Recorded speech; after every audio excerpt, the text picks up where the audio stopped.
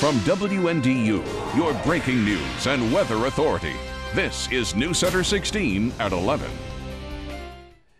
Good evening, I'm Terry McFadden. We're following breaking news tonight out of Elkhart County. Several people have reportedly been killed when a van and semi collided on the toll road. It happened around the 103-mile marker east of Elkhart near Bristol around 7:30 this evening. News Center 16's Catherine Rufiner has been on the scene for the last few hours and joins us now live. And Catherine, over the years there have been some horrific accidents on that toll road. It sounds like tonight's ranks among one of the worst. Tonight certainly is going to be one of the worst, Terry. We were here first on scene, and as you can see, this is a very serious accident. It's a sad night out here on the toll road, and as you said, this is about mile marker 103. Now, what we have heard from police is that this was a minivan carrying about 10 people that supposedly hit a deer. Now, they're still trying to investigate to see if that's what happened, but it appears that when they hit this deer, the lights on the vehicle went out and a semi traveling behind them could not see them and ended up rear-ending this van and pushing the van into the median. Both vehicles ended up in that median. We have been told there are fatalities. That is plural. We do not know how many at this point. We are still waiting to hear confirmation of those numbers. We did speak with a chaplain from Bristol Police Department who told us that helicopters were called out, and 2 of those helicopters were immediately called off, and that is never a good sign, Terry. Now, we do want to make some notes as far as the traffic. It is going to be backed up at least 2 hours while they are out here. Traffic heading eastbound, you should exit on mile marker 96, that's Elkhart East, and if you're heading westbound, exit at mile marker 107. But of course, if you have the option, just stay off the toll roads tonight, Terry. Okay, and that exit 107, that's the Middlebury-Constantine exit. Catherine, do we know which direction these vehicles were heading when the semi rear-ended the van and went into the median? We've heard they're going eastbound, but that's still not confirmed at this point. We are still trying to get details. Obviously, police are very busy tonight dealing with families and dealing with these fatalities. We did hear that they were trying to let some vehicles quickly get through. We don't know if those were family members, if those were extra ambulances, but there have been some vehicles coming back and forth through the westbound here. But as you can see, the other lane completely blocked off. All right, and Catherine, could you kind of explain your vantage point there? You obviously have a good sight of where the accident occurred, but you actually were unable to get down near the crash site, right? That's right. Actually, I got stopped at about mile marker 100, and I sat there, Terry. It took me about 20 minutes to get up to mile marker 101 and exit there. We were able to make our way to this overpass here where we're able to see the accident. This was the first time just getting up here that we were even able to see those lights down there. So if that gives you any idea how far backed up this traffic is, I mean, if you wouldn't have heard about it, you wouldn't have known what was going on tonight. All right, Catherine Rufiner reporting live tonight, and of course we will check back with you later in this newscast for some updates. Thank you, Catherine. Well, also new tonight at 11, 4 people were hospitalized after their minivan was hit by a South Shore train. That's according to our reporting partners at the Northwest Indiana Times. It happened around 6 Eastern time near Brunswick Street in Hammond. The train had just left the Hammond stop when 2 cars ignored the warning lights and crossed the path of the train. That crossing does not have a gate. 1 car made it, but the minivan did not. All 4 occupants, we are told, suffered minor injuries. 6 eastbound trains were delayed because of the accident. Elkhart police are on the hunt for a suspect tonight after a fatal shooting. The victim, 34-year-old Jermel Williams, a lifelong Elkhart resident and the father of 4, was killed as he returned home from work. It happened just after 9 this morning in the 800 block of G Lane. That's in the Old Farm apartment complex on Elkhart's south side. Now, police quickly cordoned off a large perimeter as officers canvassed the area for clues. As news spread, dozens of loved ones converged on the crime scene, breaking out in emotion as Williams' body was taken away. Family members say Williams, who had a lengthy criminal record, had recently turned his life around. Yeah, this is my uncle. I've been knowing him ever since I was a little girl. And I don't know why would somebody kill him. There's stuff everywhere. There's blood, bullets and his safety glasses and his books. It looked like he was going to work. Now, police are working off few leads, and right now they don't have a clear suspect description or motive. Williams' autopsy is scheduled for tomorrow. 2 men and a teenager are in custody tonight after a shooting at University Park Mall in Mishawaka. It happened just before 7 this evening near the Macy's on the west side of the mall. Witnesses told police 3 people had fired shots in the parking lot and then took off running. 1 suspect was caught near Ruthie Street. A K-9 unit for St. Joe County tracked the other 2 and were caught less than an hour later. Police found a stolen .38 caliber handgun on an 18-year-old and charged him with criminal recklessness with a firearm. All 3 are also charged with resisting arrest. New tonight, the 3 South Bend mayoral candidates answered questions at IUSB at a debate. Pete Buttigieg, Wayne Curry, and Pat Farrell answered questions about the city and Michiana as a whole. The event was also streaming live on their website. Now, one topic that came out a lot was the recent increase in crime. Each has a plan to try and combat it. I'd like to start with, I would change. Now, I can't stand here and promise you that I can triple the police force. I'd love to, but I won't promise that until I can figure out how to pay for it. What I will promise you is that we're going to find every tool at our disposal to get more bang for the buck that we have in public safety. We currently have 18 police officers per shift for 3 shifts patrolling our streets. That's what we have on patrol. We should increase this, whether it's extra, I'm going to say patrol beats, or possibly maybe a couple of units of 3 cars going around and actually combating crime as it exists. We really have to think about employment in this area, especially for the younger kids. You can't always set up basketball courts for them and different things like that. We need to get them into some kind of job works, job forces, something that will initiate an employment factor for them. That, I believe, will reduce a lot of it. I'm against it. And your councilman went. Now, voters will vote for a new South Bend mayor on November 8th. Well, if you left the pumpkin out tonight, there's a chance it'll be covered in frost in the morning, right, Mike? Yeah, in fact, right now Knox is already down to 32 degrees, so we are dropping our lows even a little bit more. We already had them pretty cold on our earlier shows. Here's what's going on. Most of us are clear, but there's one small little batch of showers that's come off Lake Michigan. These are weakening in western Berrien County. I can't imagine them being on the radar within the hour. So as they move off to the south-southeast, they will quickly weaken. Here's the way things shape up then in my day planner. As we head toward tomorrow morning, 31 degrees is the low, 32 by 8 a.m. Widespread frost expected even in town. It'll be worse outside of town, obviously, with those clear skies.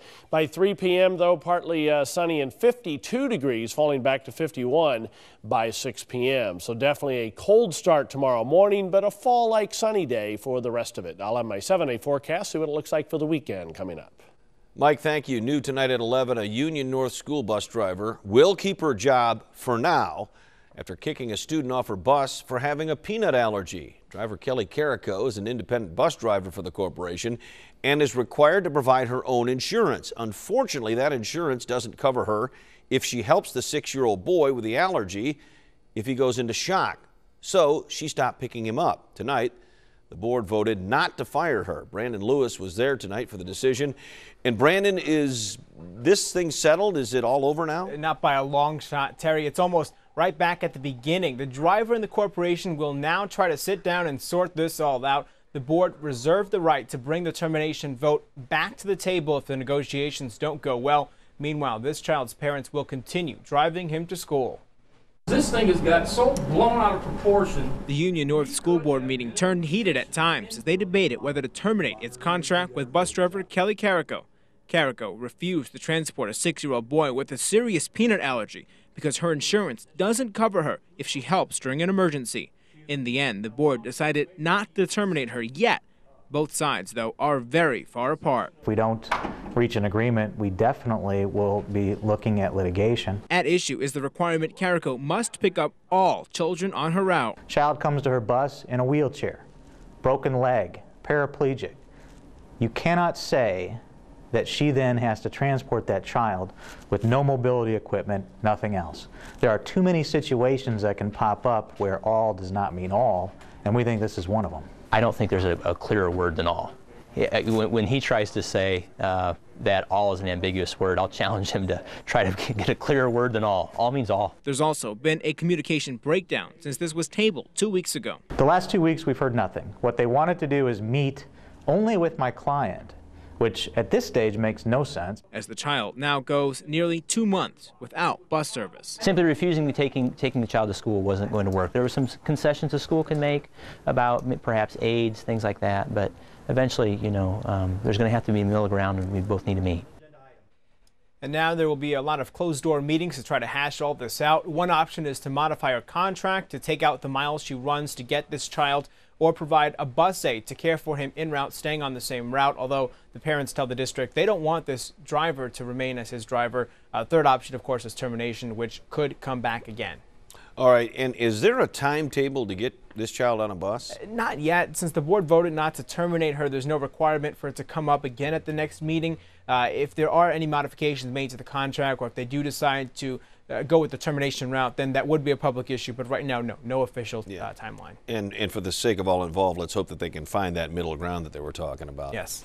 All right, Brandon, thanks a lot. Well, it was 1 year ago today when one of the most unspeakable tragedies in Notre Dame history took place. A year ago, when Declan Sullivan lost his life. Sullivan was on campus videotaping practice on a very windy day. Gusts of more than 50 miles per hour blew over the scissor lift which he was standing on. The lift and Sullivan crashed to the ground. Sullivan, a 20-year-old junior, died a short time later. Just down the street from where Declan died is a memorial to forever remember him.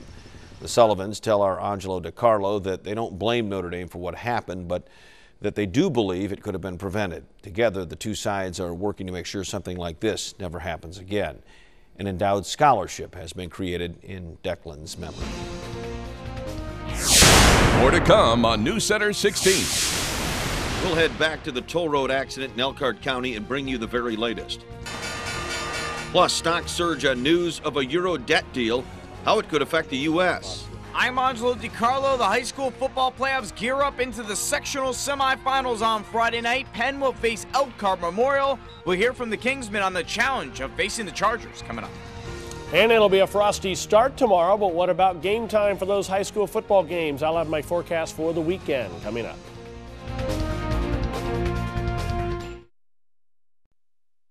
From WNDU, Weather Authority Mike Hoffman has your Storm Team 16 forecast. Ooh, it's starting to feel like winter outside this evening. Like I said, summer is already into the low 30s.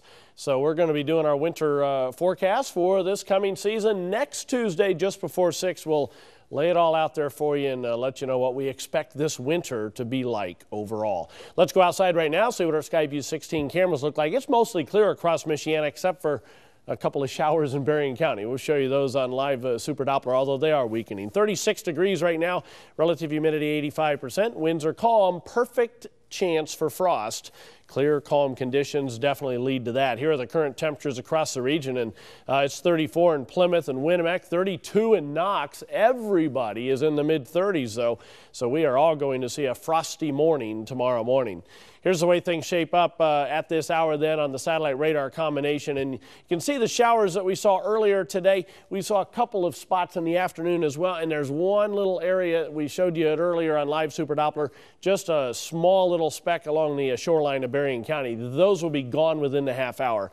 No real problems there. So we should stay clear. These are high thin clouds just to the south of us. Here's what the future looks like with 16 Future Track. And we're going to try and time things out for you. If you have any outdoor plans over the next couple of days, we'll show you those to you. The high pressure settles overhead tonight, 7 a.m. I do not expect this shower area that this is showing over Berrien County or southwest Michigan.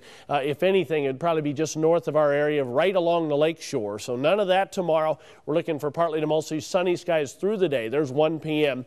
By late in the day then, you can see 7 p.m. I don't expect these showers either. I'm not sure what Future Track is seeing there, but we're expecting partly cloudy skies for the high school football games. Any showers should be closer to this weakening front There's 7 a.m. Saturday. So if you're going to be out tailgating early, there's a very slight chance of a shower. But by late morning and into the afternoon, this front weakening as it goes by, there's game time. Should be nice and sunny by then. So a really nice day for a football game. Then as we head toward evening, it's going to be nice if you're heading out for a Saturday evening plans. Some high thin clouds dimming to sunshine Sunday morning. By late in the day, the next system. These are all fast-moving, weak systems. Brings a slight chance of a shower. Here's my Storm Team 16 forecast for all of Michiana for tonight. A widespread frost by tomorrow morning. Low temperature down to 31 with mostly clear skies. And that'll be our 7 a.m. temperature in my BLD forecast. By lunchtime, though, up to 48, so really not a bad day tomorrow. Partly sunny skies, still 51 degrees by 6 p.m. For tomorrow night, then, slight chance of a shower after the high school football games. Low temperature down to 38 degrees. And then the 7-day forecast shows highs over the weekend in the low 50s for the most part. There's another slight chance of showers again late Sunday on into Monday morning, and another slight chance coming up on Wednesday. And it is long-term Thursday. Could we go back to that, or do we just have to go to Facebook? All right, long-term Thursday forecast, we're going for much below normal temperatures over the next 90 days. This will put us through the middle of winter, so a definite early start to winter, and with above normal precipitation, that would probably mean a fair amount of snow as well. Now for the Snuggie winner real quick. We do have another winner for this show, and they're from Knox, and it is Jackie Bradley. If you would like to, we'll be contacting Jackie about her umbrella, and if you'd like to enter, you can send a postcard to the address on the screen or go online. That's the easiest way, WNDU.com. We'll be giving away another Snuggie tomorrow morning, and for the next month or so, we'll be giving away Snuggies every newscast. Terry's back with more news coming up. We're continuing to follow breaking news tonight out of Elkhart County, where a deadly accident has shut down traffic on the toll road in both directions near mile marker 103. News Center 16's Catherine Rufiner rejoins us now live. And Catherine, what's the latest? Terry, we haven't heard a lot of information different than what we told you before, but what I can tell you is we did speak with a woman who said she was down near the scene of the crash that you can see behind me, and she told us that she saw a lot more than she wanted to. We have heard that there are fatalities, however, police have not confirmed how many fatalities yet at this point. We do have it confirmed there were 5 helicopters total that were initially called out. 2 of those immediately called off, which is never a good sign. And in this case, what we know is there was a minivan involved, 10 people in that minivan, and they were traveling, and from what we've been hearing, they may have hit a deer. And when that happened, their lights had gone out on the vehicle. They were rear-ended by a semi. Both vehicles pushed into the median, and that is what we've been hearing. Traffic backed up all the way back to mile marker about 100. Traffic expected to stay backed up for about 2 hours. Terry. All right, Catherine Rufiner reporting live from the toll road, and we'll check back in with you at the end of our newscasts. Thank you, Catherine. Well, a meltdown in Greece and the rest of Europe that could have plunged the world back into a recession has been avoided, and as a result, it was a banner day on Wall Street with stocks up 3%. But a new government report confirms a growing income gap that has sparked the Occupy Wall Street movement. Steve Handelsman has a story now from Washington. At the opening bell, U.S. stocks shot up after welcome news from Europe. A last-minute trillion-dollar deal by the European Union to bail out Greece and save the euro economy from collapse. President Obama was relieved. If Europe is weak, if Europe is not growing, as our largest trading partner, that's going to have an impact on our businesses and our ability to create jobs here in the United States. But there's mixed news at home. Retail sales were up 2.5% economic growth over the summer, but still not enough growth to spark hiring. And as the unemployed know, gas prices remained high, and America's largest company, ExxonMobil, boosted profits 41%. News sure to incite the growing Occupy protests. This was Oakland, California. Because the system does not serve me. The system was never set up to serve me. The system was set up to keep the rich in power, oppress the middle class. A new report confirms the income gap between rich and poor is growing. The nonpartisan CBO found the income of the richest 1% of Americans rose 275% from 1979 to 2007 to $347,000 on average. while middle-class income rose just 40% to $71,000, and the income of the poor rose just 18% to $15,000 a year. And the number of Americans who bought homes fell for the third straight month. Bad news for the middle class, as today's stock market rally is celebrated disproportionately by the rich. I'm Steve Handelsman, NBC News, Washington. And the income gap report is sure to be used by President Obama and Democrats, pushing a tax hike on the wealthiest Americans. Well, coming up, the Marion soccer team shoots for a state championship this weekend, and they overcome some incredible obstacles off the field to get there. Plus, the Notre Dame football team has faced many obstacles, but how do they compare to the ones the Irish dealt with a year ago? Brian Kelly explains next in sports. News Center 16, your home for Notre Dame football. On the anniversary of the death of Declan Sullivan, we are reminded that what happens on the football field pales in comparison to the bigger picture items in life. As Notre Dame gets set to face Navy Saturday at the stadium, certainly no one associated with the football program is happy with the 4-3 record. It certainly could be a lot better. But Brian Kelly stopped short of comparing what the Irish are going through this year to what they went through last year. Kelly feels this year's team has created a lot of their own mess compared to what the 2010 team had to go through.